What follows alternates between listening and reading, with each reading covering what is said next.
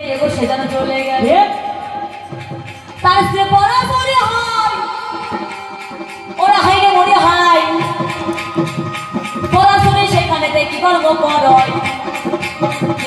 এতই দরিদ্র দিন যায় কেমন করে এমন তার সংসার নয় দেহে সেবা দেওয়ার জন্য কিছু বিন্দু মাত্র নাই শুধু কলার খোসা রয়েছে আর তো কিছু নাই সেটাই তিনি তুলে নিল তাই ঈশ্বর পরম কৃষ্ণ সচ্চিদানন্দ বিগ্রহ অনাদি আদি গোবিন্দ সর্বকারণের কারণ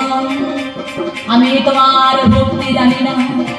আমি তোমার ভজন জানি না আমি তোমার সাধন জানি